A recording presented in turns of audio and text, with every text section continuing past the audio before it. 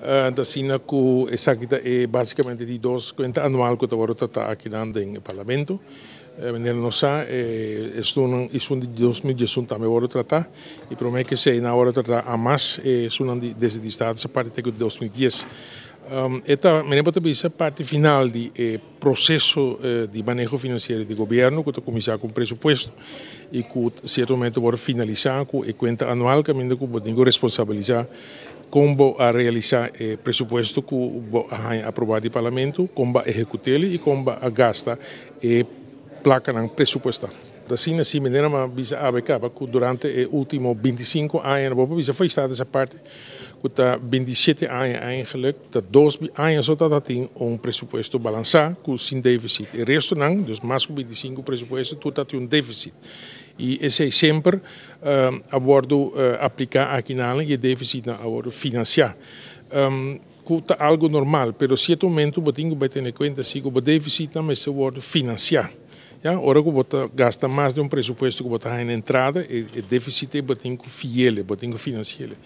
E fiança não é que forma conjuntamente nosso débito nacional, está chegando um volume a dia que nós está querendo que nós vai dominar, nós vai manejar e vai começar a reduzir, para assim o gasto não de débito e o interesse que nós temos que pagar, então forma parte muito grande do nosso presupuesto, que assim é estroba, que vou ter um manejo novo para a maioria de placas e hora está vai na interesse e na pago de débito grande.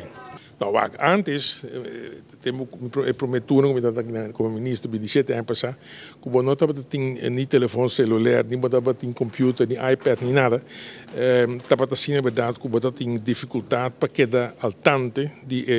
com o presupuesto trabalhando de realização. Hoje em dia, cultura e forma eletrônica e digital que tem, naturalmente, vou estabelecer sistema mais adequado para quedar al tanto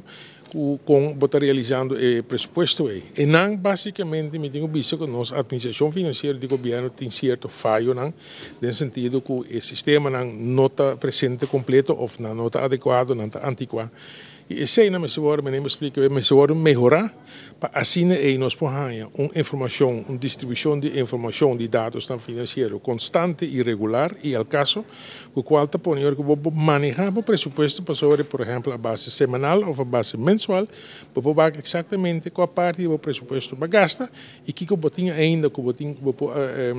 aplicar para o manejo durante o ano, para que eu chegue ao limite do presupuesto. Tanto tempo que você queda